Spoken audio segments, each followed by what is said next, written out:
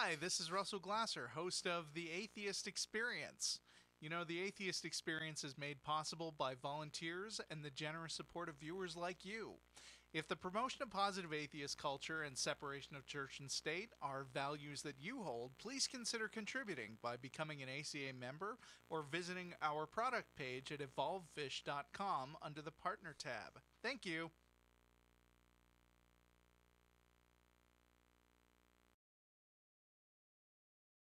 Hello everyone, and welcome to another episode of The Atheist Experience. I'm your host, Russell Glasser, and with me today is Martin Wagner.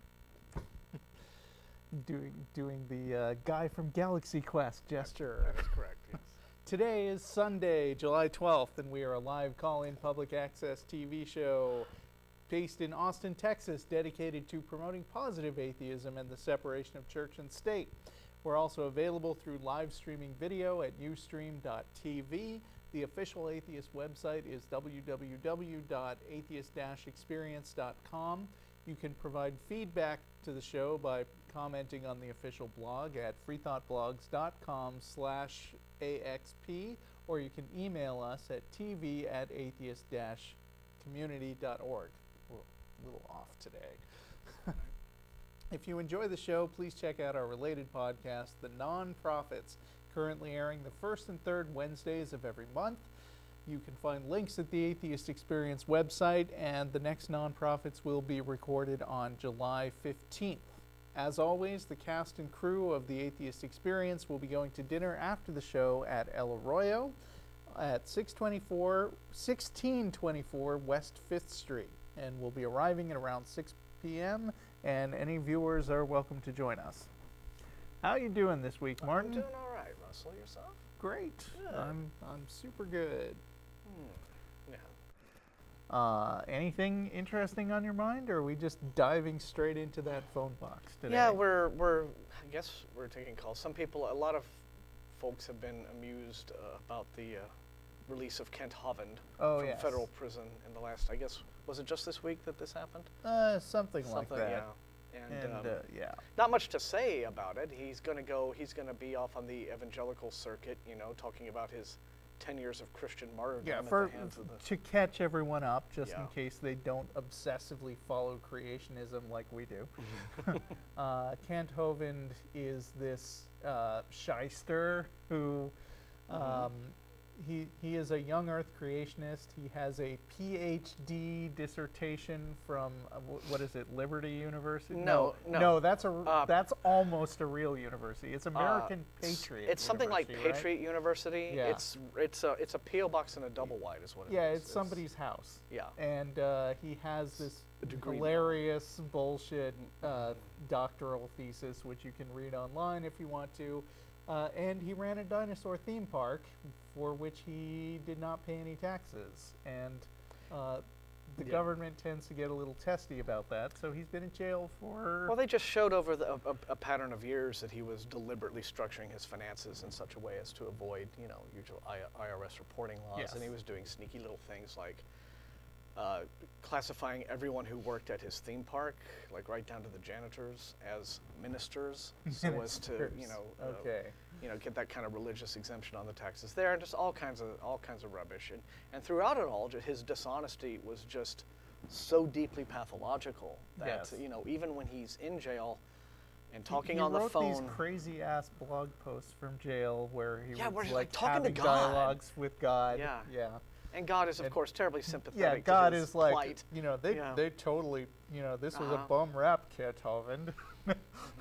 But of course, the jail phone calls are recorded, and so it just, even when he... So you're saying they did not pick up the recording of God. I mean, I've seen that old George Burns movie. You try to record God, and then you just get blank tape. I know. That's how it works. Yeah, but it's just, his dishonesty is so deeply ingrained that even when he's talking to, his son or his wife and all this, and he's just got this solidly constructed fantasy about he just didn't do anything wrong, and he's being persecuted. And yes, it is the case that a lot of these... He was actually going to get out of jail earlier, but then got like rebooked on contempt charges. Yeah, or it's something like he could have gotten out, for time served. And but he ended up pissing them off for some reason. And so I can't remember the so details. Back you go. Oh well, but he's out now, and so I'm sure we're going to have all kinds of whiny. Oh, and he was photographed. This is what's getting people, making people go, He was photographed leaving jail, and they're like, picture inside the van. He's got an ice cream cone. He's looking all happy. And behind him is his wife and his son, Eric Hovind. And guess who was sitting in the van adjacent to him, next to him? Was it Jesus? No, well, maybe that's what that person thinks of himself, but no, it was Jim Bob Duggar. Noted No TV less. star and Yes. pedophile defender, Yes. Jim Bob Duggar. Father of the, so you have, the criminality circle in the evangelical community just seems to be pretty tight, doesn't it? Yep. Yeah. But, we believe in evolution, so we don't have morals. Right. So that's the narrative. Right. But anyway. Okay. So apart from me chuckling at that idiocy, there's... Yes, that's very entertaining. And feel free to call in with anything you want to say about that. But anyway, Chris in San Francisco, you're our first caller. Hey, Russell, can you hear me, brother? Yeah, we're good. Yeah, you're good. All right, I'm Martin. How you doing, my man? Just fine. Good. Thank you. What All it right, is. right on. Glad to hear it. Yes, Russell, this question is particularly geared toward you. Okay. I'm an atheist again, and I'm actually in the process of converting to Judaism at a Reformed synagogue, and I'm hella conflicted about Why? doing it because... Why are you? Let me guess. Is it a woman? Yeah, are you getting married or something? Oh, no, not at all. The funny thing was, I was a theist prior to me watching your show and going over different arguments that you and Matt and Tracy and Jen, you all presented. And I came to the logical conclusion, and I was like, proving that for a God to exist, I might as well believe in the Tooth Fairy or Santa Claus. I can't see it, I can't feel it, I can't detect it. Okay, I'm It's with outside you. of existence. And I'm just like, at first I thought the Jewish God was the right God, based off me comparing it to Christianity, and realized that Christianity was illogical. But I'm just like, I still feel conflicted. There's no evidence of a creator that has divine-like characteristics. So I'm just like, What is prompting this What's your conversion? motivation to become a Jew? I fell in love with the Jewish culture. That would be really cool, and I just didn't want to lose that community. But now, I'm just like, it makes no sense for me to go ahead and go on through with it. I feel conflicted. So, have you got a group of Jewish people that you hang out with right now? Not as of late. Oh. We with my conversion class, we have hung out on a few occasions, and they do know that I'm not religious per se, but at the same time, I'm just like, what do I do here? Because I'm feeling there's no real need for me to continue on. I'm just a little unsure, why you would be doing something like this. It's it strikes me as if you were joining a bowling club, a bowling league for the social outlet, but you don't bowl. Exactly. That's my point. I was originally wanting to go ahead and continue on through with it, so I'll be able to have that community and the fellowship and things like that, and people at the synagogue that I met are cool. But well, surely in San Francisco there are a lot of atheists that you could get together with. Have you checked out something like Meetup.com? Actually, I haven't checked out Meetup.com for the atheist side, but the guy that I work with, he's an atheist. He told me about it. He says that the Meetup is pretty cool. He met some really good people there. Oh, well, why don't you do that then? Yeah. I mean, I'm not saying that you shouldn't be Jewish. I just don't see any particular reason why you would pick that group. I mean, don't get me wrong. I love my fellow Jews, and they have some tasty food. Yes, they do. and they're, but I mean, I'm not going to overgeneralize Jews. Well, I know that you and particularly your sister Karen have, both of you don't believe in God, but Karen especially has said that she loves the aspects of she likes going to the temple. Culture. Yeah, so there's like Shabbat is pretty cool. Like I love, and the Passover Seder that I celebrated was pretty awesome, but. Okay. And I mean, is it the case that maybe more so than in Christianity? Obviously, there are a lot of secular Jews who still do the traditional things because they like them, but they don't feel like believing in God is really a necessary part of. You certainly wouldn't be the first atheist Jew. I mean, in fact, I think the statistics are something like in Israel, 40% of people who declare themselves Jewish also don't believe in a God, and. Being raised in that culture, I have a lot of fondness and nostalgia for Jewish ritual, but if I didn't have any particular ties to it in the first place, I'm not sure that I would seek it out as the thing that I want for my social organization. But that's just me. Yeah. I mean, maybe I hear you. If you're into it, then sure. Yeah, I mean, like literally, there's something about that particular, community and that particular culture that I guess speaks to you in a way that other social outlets don't. Maybe you can't even put your finger on it yourself. I mean, who knows? Still, hey, free country, right? So, right. Yeah. But I think though that at the same time, you really need to weigh the how extreme this sense of inner conflict is. I mean, if it's something that it's bugging you just enough, I guess, to inspire you to call us about it, then... I can tell you for sure that if it's bugging you now, it's not going to stop bugging you after you finish the conversion. So it's probably, just something that's going to, require just a whole lot more reflection on your part before you, I guess, make the decision, And with the help of the, I guess, class and all the rest of it. Right. I mean, that is a good point, especially with the fact that I came out to my stepmother and told her that I'm an atheist again, and I told her that I was becoming Jewish as well. She thought that was contradictory, and my stepmother's a Christian, so she was saying like, "Oh, you'll see Jesus Christ again," and da da da da da.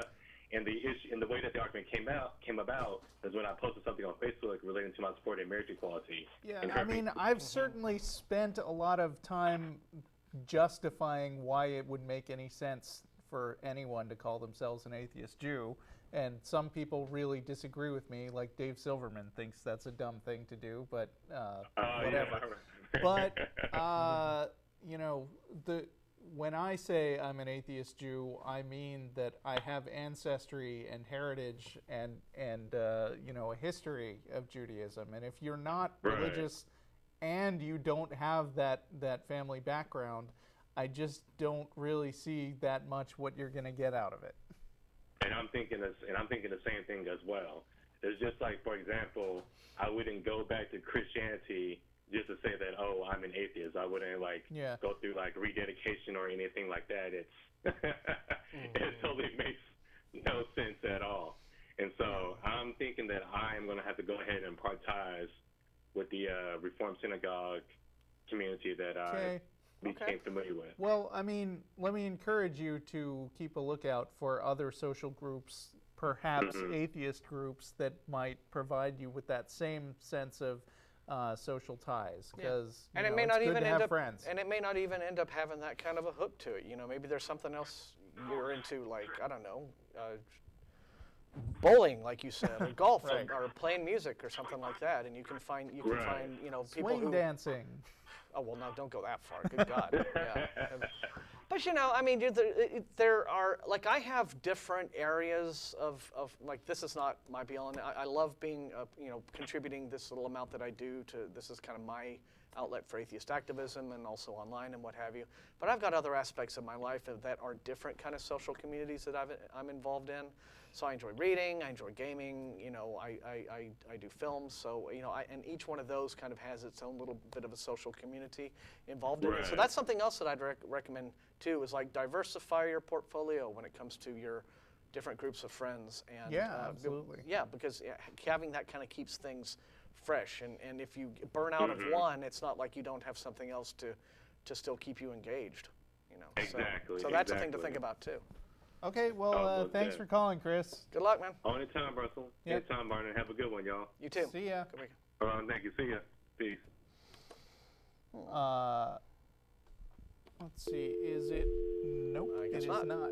Okay. We lost line 4, and we've got John in Orange County, Iowa. Orange City. Orange City. Oh, excuse me.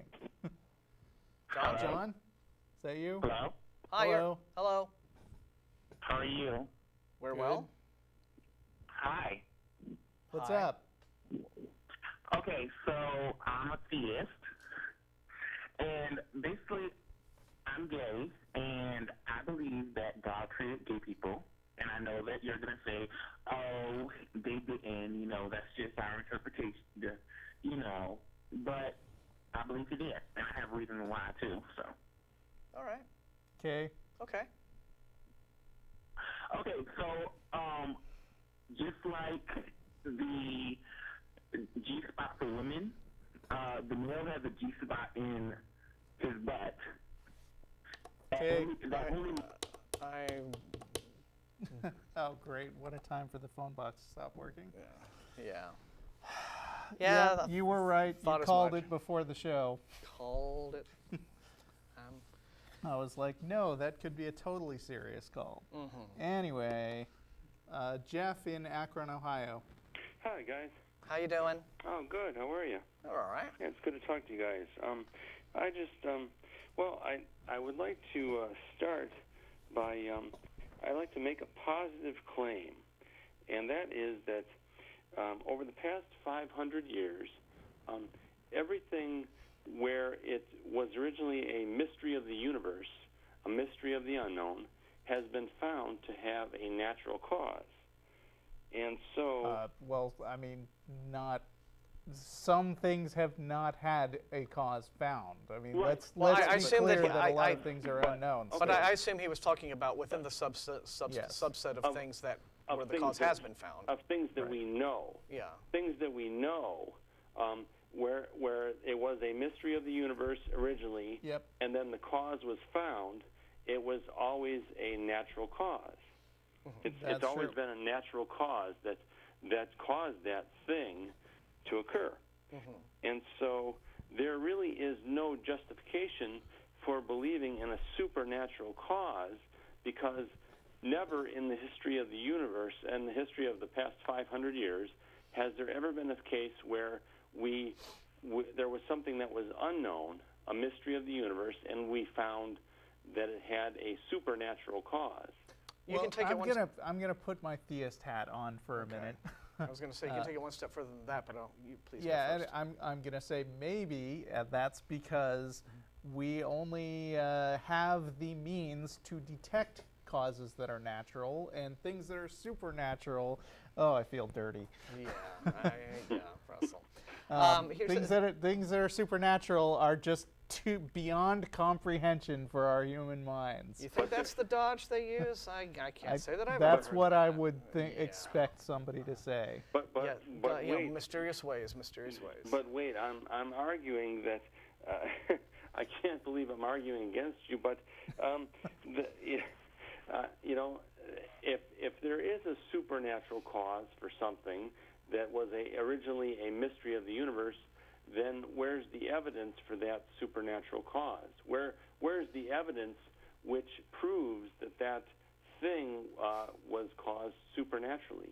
Well, you would have That's to have where faith comes in. You would have to have some kind of criterion. You'd have to have some sort of, definition of supernatural that made sense in a kind of, scientific, investigative manner, and Right. you would have to have.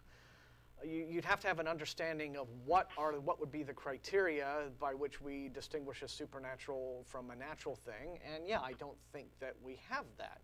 Yeah, But when I was saying that you can take your whole question a step further, let's say we discovered evidence of a thing that people have believed in for a long time that's a supernatural thing. Let's say we find out evidence of ghosts, right? Well, guess what happens? Ghosts are no longer supernatural. If we actually discover them, they are simply one more thing in our natural world about which we previously did not have knowledge. Right. But and that's so why I the say supernatural will, even if we discover the supernatural, it just gets added to the natural. Welcome to the natural world, ghosts. Everything has a natural cause. That's my point. I don't think you, I mean, even as an atheist, I don't think you can go that far. Well, it would be, the things that you might attribute to supernatural causes, you know, you ask the believer in those, all right, well then please describe to me how you arrived at that conclusion, and they don't. I mean, they either say what you said. I mean, I will be the first to agree that theists absolutely never present a compelling case or even a coherent definition of what they mean by supernatural. Like there's this bozo on who you see on the History Channel all the time, guy named Graham Hancock, and I thought you were going to say Giorgio Tsoukalos, well, the him alien too, guy. But aliens would be natural. But Okay, anyway, yeah. but yeah, this Graham Hancock has. I remember seeing him on one of these bogus History Channel shows, and he came out and was acting saying something to the effect that science is really limited because it insists upon only taking into account what can be observed and what can be studied and what can be quantified and never takes into account the shit I make up. Yes, it says science should be more open to things that you can't quantify and observe. And so my immediate question that I'm yelling at the television is, dude, how do you even propose to study them then? If you say something can't be observed, can't be quantified, can't be studied, can't be cataloged, you can't experiment with it or test it, Exactly. how do you study it at all? How do you draw any conclusions about it? I mean, what's the difference between something that you can't see, can't study, can't observe in any way, shape, or form, and some bullshit that you've just made up? What's the difference? Here is something that I've said before when I've given talks on skepticism. Mystery public speaker again. Stop it.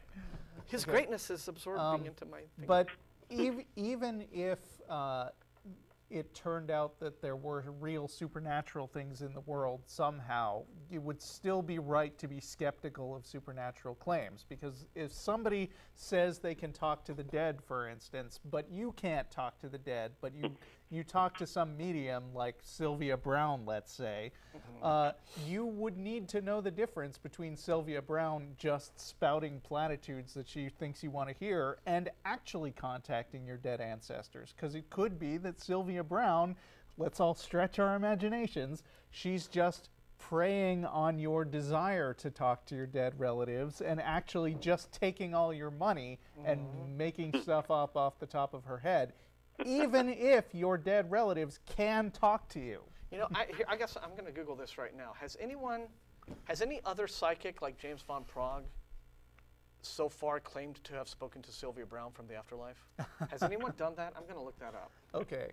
I would just like to make one more. I mean, you see my point. I wouldn't make a blanket claim that everything is definitely not supernatural, but I would say I'm not going to believe in whatever you say the supernatural thing is until you can clearly define it and until you come up with a way to distinguish between that thing and some huckster who is just selling that thing. I just want to make one more comment, and then I'll let you guys go. Okay. My positive claim is that everything has a natural cause. Prove it. Everything that has been proven everything that has been a mystery of the universe, which we have then solved, has a natural cause, and so everything in the future will also have a natural cause. That's my positive claim. That is kind of the black swan fallacy. I want to challenge any theist to prove that my claim is false. No, you're just doing the same thing that a theist would do by saying, I claim that a God exists, prove me wrong. You don't just get to say, I assert this thing, prove me wrong.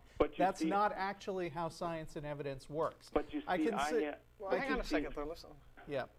But you see, I have evidence of all of the things that were that were mysteries of the universe that were assumed to be supernatural, and then they were discovered to have natural causes. You have a pattern, but you don't necessarily have blanket justification to say that there is something, that there is definitely not something undiscovered there. Yeah, I mean, that's what Russell was pointing out with like the black swan fallacy, where it says, you know, like since every swan we've ever seen in all of the history of swans has been a white swan, therefore there will never be a black swan. It's you can't rule something. What it would make more sense to say would be something like, you know, because in the past every unknown has turned out to have a natural explanation once it has been explained, it is likely to assume that future discoveries of unknown things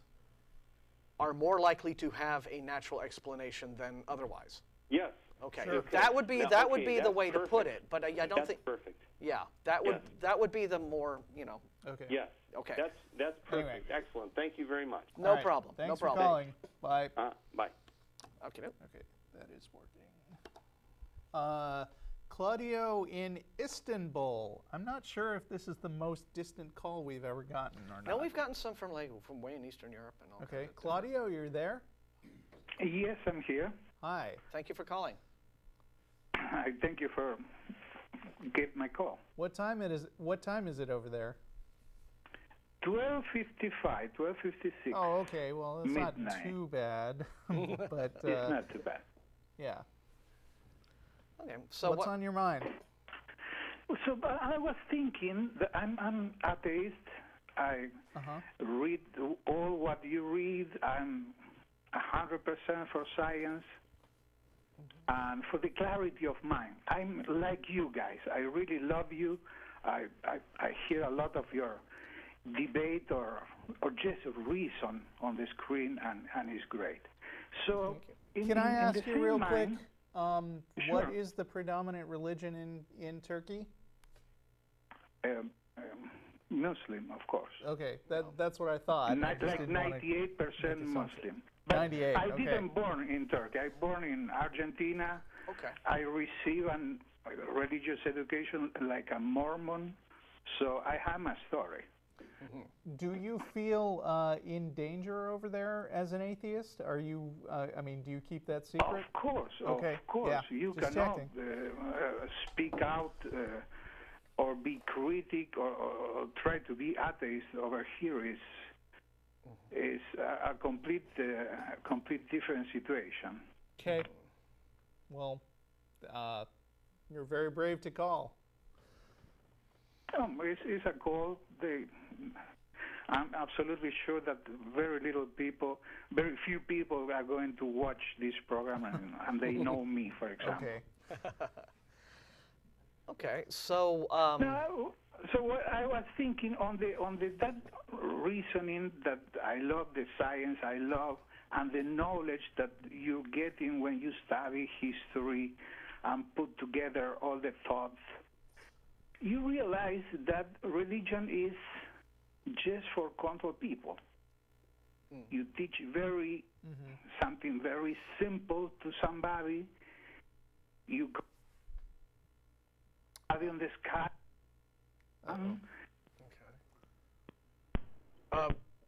We lost him. Well, let's not attribute anything nefarious to that. No. We probably just lost. He probably just lost his call. However, he was calling in. On the call box, or I mean, on the list of callers, it said that the topic was going to be, if we don't have religion, we have to invent one. Okay. I don't know if you want to speculate at all on that topic. I mean, well, I don't want to assume where he was gonna go with that.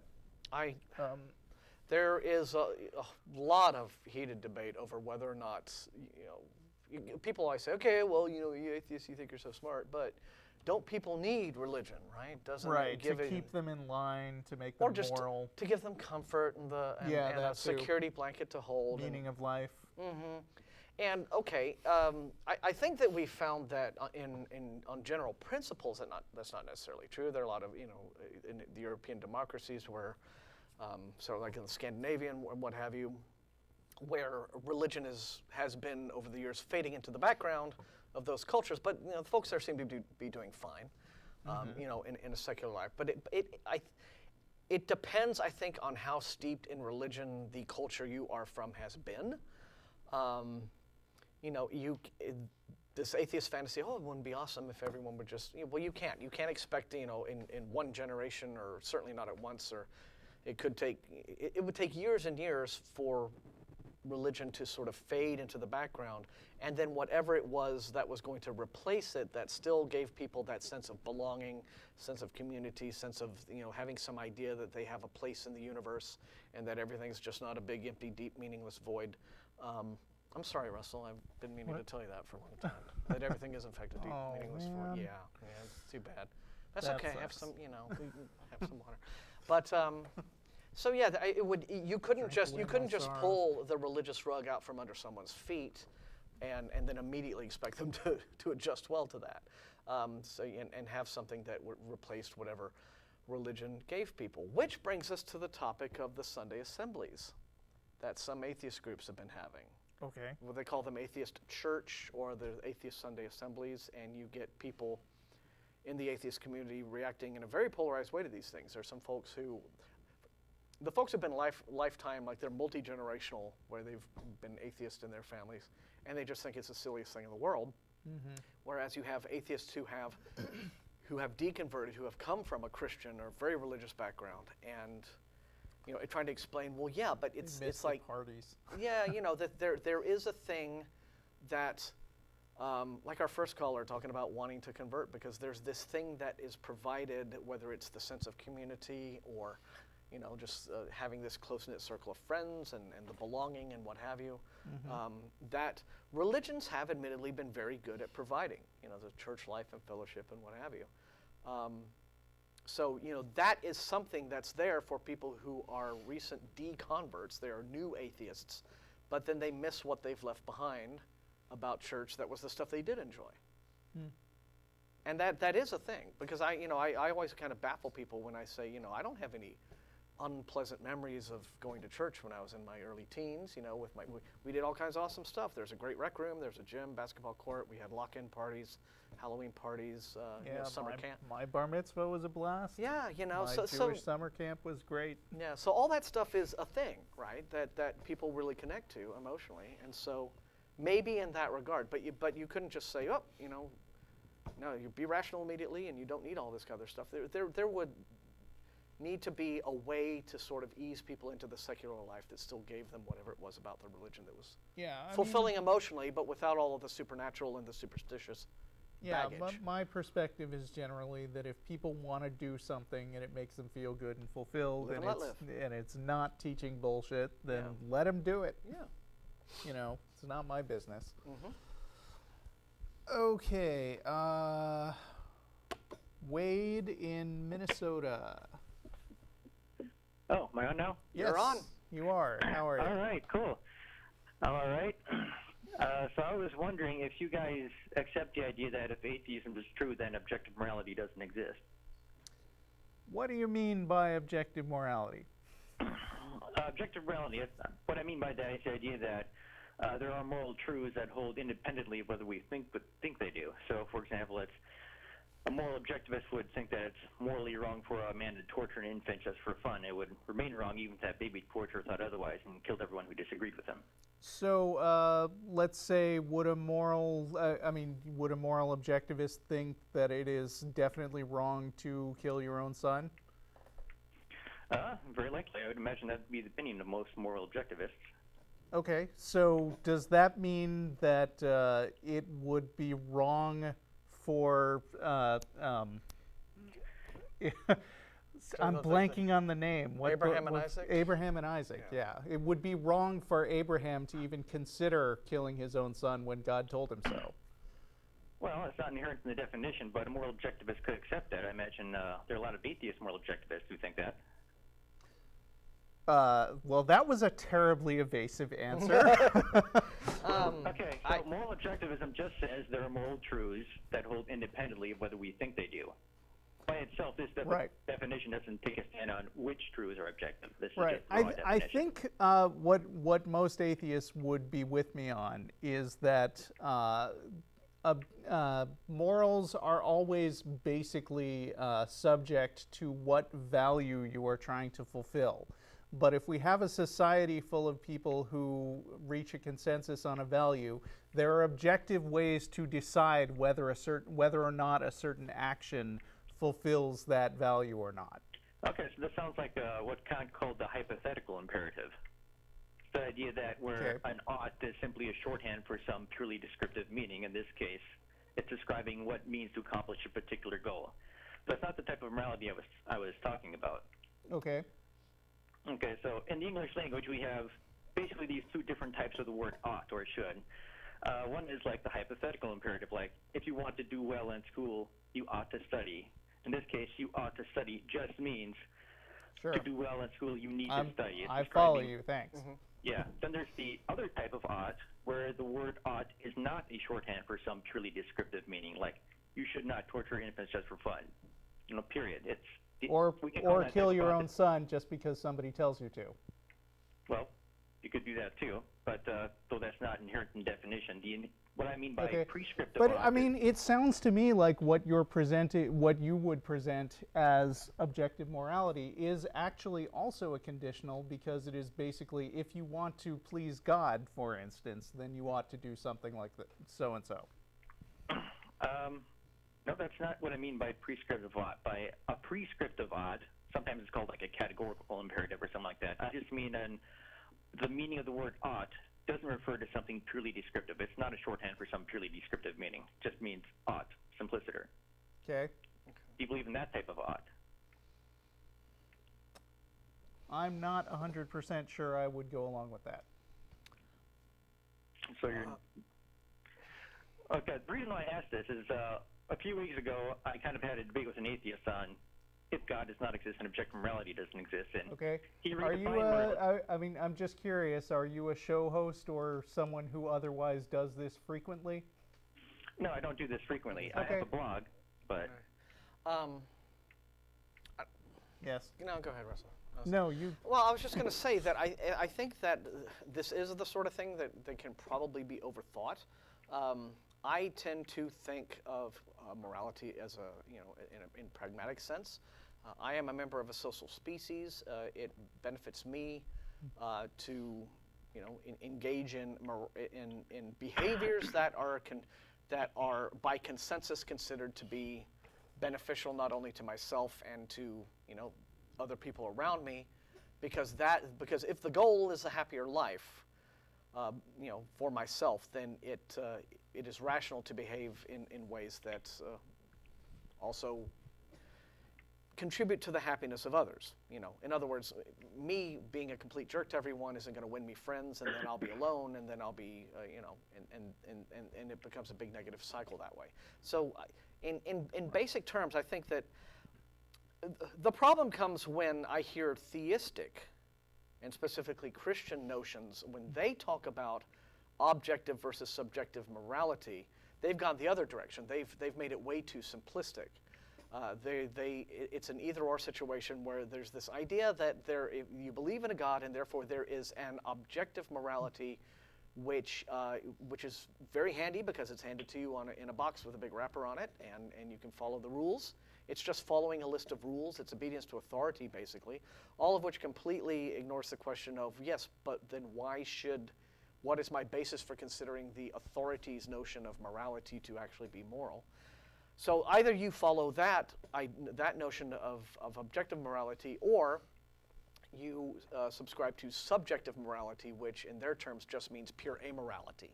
You're just going around, you randomly do whatever because you just don't give a shit, right?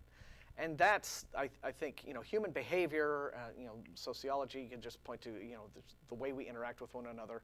There are a lot of complexities involved. There could, for example, be a perfectly excellent reason why a parent might need to kill their own child. It wouldn't happen. It wouldn't necessarily happen to be simply because I, all-powerful space father figure and commander of your life, dictates that you must do it. But what if there were? What if you would discover that your son is Timothy McVeigh? Well, sure. And you could stumble upon his plans before and what would I do? Take a break to let Wade answer. Okay. All right. Well, I was just trying to get it all out of my system. So earlier you seemed to be describing a sort of descriptive morality, a sort of descriptive ought, where you're describing a means to accomplish some particular goal, like benefiting society. But if I'm interpreting you correctly, it doesn't seem like you believe in that prescriptive ought that I described earlier. I think that would potentially be fair to say. Yeah. Okay. Well, somewhat unfortunate for me because, see, when I discussed it with an atheist for that, they redefine morality in sort of a descriptive ought. And so when people, in my experience anyway, when people like William Lane Craig say, something like, if God does not exist and objective moral values and duties exist, they use that prescriptive sort of ought toward the unconditional ought or categorical. Yeah, but see, this is why I asked you what you mean by objective morality in the first place, because William Lane Craig plays this little shell game with the idea of objective, whereas Martin said, there is either absolutely true or false, yes or no, Boolean state of all actions are right or wrong, regardless of the values and the people that they're dealing with. Or there's a state of complete amorality where you could just rape orphans or whatever, and nobody can contradict you. And I think that that ignores the basic human state of being, which Martin was talking about earlier. If you can name a moral precept that is either objectively good or bad, well, let's say if you can find a moral precept that you can look at and say, this is an objectively good moral precept, and yet no living person on this planet thinks that it's good. Everyone thinks that it's a bad moral precept, but it is in fact a good one. And if you study it on its own terms. Like if you have something that the consensus is that it's a bad thing to do, but it is in fact a good thing to do, then that would be perhaps an interesting launching pad for a discussion of, well, here's how we can distinguish an objective morality that isn't dependent upon the human condition, isn't dependent upon social factors. Speaking for myself, I think it is a good idea for everyone to acknowledge that morality and ethics is some of the most complicated issues that philosophers have ever discussed. And there are a lot of different schools of thought all over the place, and Christianity or theism more generally is one contributor, but there doesn't seem to be any objective indication that it is actually the best way to approach morality or not. And so when I hear theists talking about objective morality, what I mainly hear is they say, I have decided on one particular set of rules, and because I say so, this is objectively true.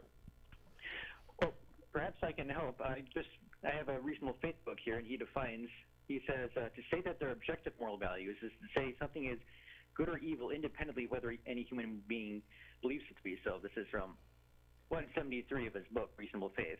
Okay, so you do believe that there could be an action that every single person on Earth believes is wrong, but it's actually right? Well, it's theoretically possible, yes. Okay. But practically would be another matter, I guess. Well, so then what does it even mean that it's right? Well, I suppose we could say that an action is right if it's morally obligatory to do that action, and an action is morally wrong if it's... So, getting back to the Abraham and Isaac question, I mean, is God the decider of this right and wrong thing or not? In your view. Okay. First thing I want to say, that is not relevant to whether what my claim is true or not, because a lot of atheists agree with me that... Well, I think we've answered your question in the sense that you're talking about objective morality, no, we don't accept that. Right, okay, Martin? So I would go with that simply because if the rule says one thing, but actually putting something into practice in real life demonstrates another thing, then perhaps the objective moral precept, isn't what it, it's cracked up to what be. it thinks it is. Yes, but good questions and a good topic, Dale. We really, Wade. I'm sorry, not Dale. Wade. We appreciate it really very much. All right, thank you. Thank you. Okay. That it? All right. All right. See ya. We've got 15 minutes. So. Okay, we've got another very long-distance caller from the Czech Republic. It's Ned. Hello? Hi there. How are you? We're well, thank Fine. you. Thank you for calling. Thank you. I'm calling to state and defend a position on a social issue. See, I'm an atheist. I'm also a social activist. Where are you originally from? I'm from Canada, but I work in Prague. Oh, okay. I envy you. What line of work are you in? I do two things. I teach English, and I have a little immigration service. I help people get visas in the Czech Republic. Oh, that's really interesting. All right. Okay, then. So, I have made it my calling to work toward making the world a better place. I'm an activist, you might say, and my pet cause is children's rights. Right. And I would like to express an opinion which is highly unorthodox. It can make a lot of people angry. That could also have been said of atheism, right? So you're atheists. Hopefully you can keep an open mind. Mm-hmm. I'd like to talk about freedom of religion as it regards children and youth, okay? I think that young people should have significantly more legal rights than they do today, mainly more rights to make their own decisions rather than their parents or other adults making those decisions for them. I'm not going to talk about my whole theory, the extent to which they should have more rights to make their own decisions. That's highly debatable. I'll just say one thing. I think that one thing in which children should have completely their own right to make their own decisions is that they shouldn't be forced to adhere to any religious practices that their parents want them to against their will. And if they themselves have certain religious beliefs, their parents shouldn't be able to punish them for adhering to those religious beliefs. I see some practical problems with this proposal. You're the dad, so yeah. I mean, do you have any kids? Just curious. I don't. Okay. But if I did, I'm just wondering where we get the resources to micromanage all these people's homes, and on whose criteria do we decide what parents can and can't teach their kids that they sincerely believe? I didn't say they can't teach their children religion. I'm just saying they shouldn't be able to force their children to practice the religion that they want to impart to them. So that's what I'm saying. Kids shouldn't have to go to church if the parents say so? Or right. You can't. They shouldn't. The child should have the right to say, no, I do not wish to attend this church with you. Is there an age cutoff for this? I mean, can parents bring their 2-year-old to church? Okay, well, let's put it this way. We can deal with practical problems as we go along and try to solve the issue. Yeah, but I mean, I think the practical problems are not just something that has to be an afterthought here. This entire idea is a practical problem. You're saying parents should not be allowed to do something specific with their kids, and I mean that is huge can of worms. I'm not saying it's an afterthought. I'm saying that we can work out the details once we actually sit down and try to, enforce these ideas, right? Well, let me put it this way. Until we work out the details, I am against your plan. Yeah, so I think let's work out the details. Because until you work out the details, you don't actually have, a process or a kind of a legal principle that you can enforce. And it does, it's tricky. It comes down to, let's get the obvious ones out of the way. There's certain degrees of abuse. Let's talk there about that. are child protective services in most developed countries, So, outright abuse is already taken care of. Yeah, so it would depend upon, I mean, I get this notion, and this is, getting back to Dawkins' idea of, you wouldn't say there's no such thing as a Republican child or a Democratic child or a Labor child or a Tory child or anything like this. So you shouldn't immediately tag, a child should not have their parents' religion immediately imposed upon them simply because they're the parents. I can see that as an ethical principle that I can get behind, but if you were to try to turn it into, as Russell said, and the details would really have to be worked out if you wanted to make it like a specific human rights cause to pursue. I completely agree with that. Yeah. Okay. I'm just, I have some ideas how that could be done. For example, first of all, obviously you'd have to start with the rules. You'd have to lay down the law and say what is and isn't allowed. Then, of course, there would have to be some kind of enforcing mechanism. Now, if you don't mind, I would rather state my reasons now why I would justify my opinion. Would you allow me to do that? Yeah, sure. Yeah, don't take too long. Yeah, but we only have a few minutes in the show. We want to get at least one more caller in. So if you can sum it up and give us I'll try to be quick. Okay, first of all, society teaches us to see parents as almost untouchable sacred cows. Religion is partly to blame for this. The commandment to honor your parents, which fosters this authoritarian notion of the parent-child relationship rather than one of mutual respect. But, children are not chattel. They're not subhuman. They're people. They also have wishes, needs, emotions. So having I would also say that children, up to a certain age, don't have fully developed brains and need some sort of guidance to keep them from, let's say, playing in traffic or eating candy for every meal. Yeah. I agree with that. I said I'm only talking about this freedom of religion issue. Mm-hmm. So religion is one of the last things that should be imposed on a child because it's not objective. See, you mentioned an objective thing, right? There's an objective standard. If you play in traffic, you can get seriously injured, get killed. Or simple example, if you don't brush your teeth, you're going to have problems with your hygiene, with cavities, with your health, right? Those are objective standards. Religion is not objective. Maybe that's one reason why we have freedom of religion in the first place.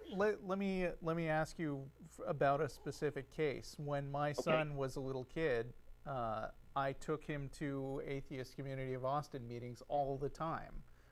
Should I have refrained from bringing him to these organizations on the grounds that they are expressing opinions about religion?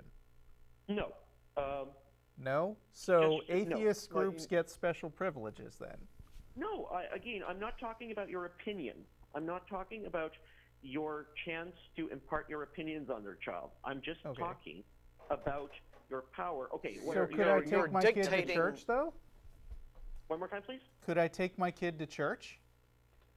Okay, you can take him there, but if he refuses to participate in what is being done there, you should not at any age be able to coerce him into doing so. That's what I think. And the same regards atheism. So if your child wants to practice a religion and you're an atheist, you should have to allow him to do it, unless, of course, he does something that harms other people's rights. Like, I don't know. Does that mean that I, as a parent, should be forced to take him to the church of his choice because he made a decision at age 5, let's say? That's a good practical question, and here's what I'll say. Not necessarily, but if he can find some way of getting there himself, you shouldn't be able to stop him. Yes. Kids can't get places themselves. Yeah, I think that's part of the thing about being a kid. Yeah, there is a the whole, and I speak as someone who is not a parent myself, but I've been a kid with parents. There is a certain degree. Okay, I remember this from being a kid. A lot of things my parents made me do that I didn't like. Now, decades later, I can look back on that and say they did indeed, make the right choice for me. I was too young and immature to understand it, but they were coming from a perspective. Now, this is not to say that this would apply in all cases. Sure, if there were like there's some sort of religious indoctrination or something, ghastly and abusive involved, Right, but getting back to the point that you made, there already, I think, and there have been laws that, there are laws that are in place that are whittling away at this presumptive, omnipotence and perfection of parents as people who always make the right choice. Not nearly enough. Well, I mean, we do have, for instance, we have, there are parents who have gone to prison because they believed in faith healing and therefore refused to take their sick child to a doctor, and resulting in the child's death, or or just worse illness, but mostly death. And so that wasn't a case of the law saying, well, they were the parents and they got to make the choice. That was certainly something. There's now, I think, just been this situation. This isn't necessarily religiously involved, but I tend to find that it's the people who believe in this sort of woo and anti-science are very similar in the way they think. The state of California has basically said, look, sorry, you can't do this parental exemption from vaccines, right? Because this is a basic public health issue. And so, as a parent, you don't have that right to endanger your child's health and community health by refusing life-saving vaccines. But those are still pretty limited cases. Generally, by and large, if you, let's say, even force your, 16 or 17-year-old to practice your religion, nobody will really do anything about it. It's just not enough. Look, let me leave you with a little bit of a kind of a premise.